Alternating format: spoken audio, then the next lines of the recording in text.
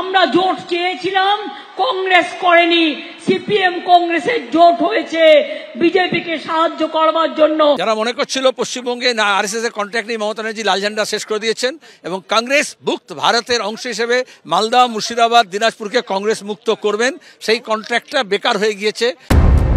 মুর্শিদাবাদে রাহুল গান্ধীর ন্যায়যাত্রায় হাতের সঙ্গে মিলেমিশে একাকার কাস্তে হাতুড়ি তারার পতাকা।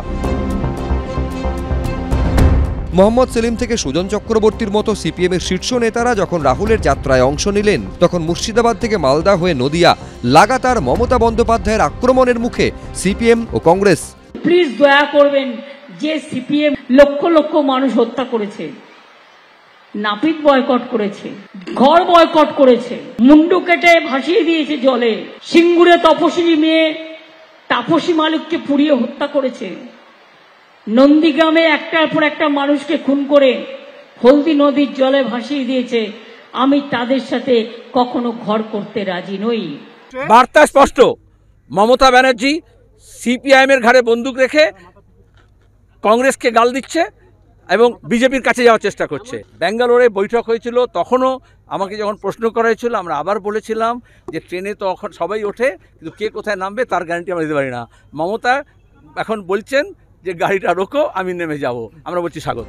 ফরাক্কা থেকে শমশেরগঞ্জ, সুতি থেকে রঘুনাথগঞ্জে মিলেমিশে একাকার হয়ে গেল কংগ্রেস এবং সিপিএম এর পতাকা। মালদা ছেড়ে মুর্শিদাবাদে রাহুল গান্ধী, গনিখান চৌধুরীর সুজাপুর থেকে তিনি তার দিন শুরু করেছেন আজ। মালদা থেকে ফরাক্কা পার হয়ে তিনি মুর্শিদাবাদে ঢুকেছেন এবং মুর্শিদাবাদে একের পর এক এলাকায় কার্যত অধীর রঞ্জন চৌধুরীর যে গড় মুর্শিদাবাদ, সেখানে রাহুল গান্ধীকে ঘিরে মানুষের মধ্যে উচ্ছ্বাস, উন্মাদনা চোখে পড়ার মতো। হুটখোলা জিপের মাথায় রাহুল গান্ধী, পাশে মাথায় ফেট্টি বেঁধে অধীর চৌধুরী, দুধারে কংগ্রেসের পতাকা। কেউ ছুটে আসছেন, কেউ হাত নাড়ছেন, কেউ আবার মোবাইল ফোনে রাহুলকে ক্যামেরা বন্দি করছেন। পথের দুধারে তরুণ থেকে বৃদ্ধ, তরুণী থেকে মহিলা। কোথাও ভিড় দেখে থমকে গেল রাহুলের জিপ, টানা হাত নাড়তে নাড়তে কারুর সঙ্গে হাতও মেলালেন রাজীব তনয়। আবার কোথাও কোথাও কংগ্রেস কর্মী সমর্থকদের দেখা গেল রাহুলের জিপের আগে ছুটতে। বিড়ি শ্রমিকদের সঙ্গে কথা বলার পাশাপাশি বিড়ি বাঁধতেও দেখা গেল রাহুলকে। নিজের একতা গড়ে রাহুল গান্ধীর সামনে শক্তি প্রদর্শনের পর কার্যত খুশি অধীর চৌধুরী। তাই নাম না নিলেও দশমীর প্রসঙ্গ তুলে তৃণমূলকে খোঁচা দিতে ছাড়লেন না তিনি।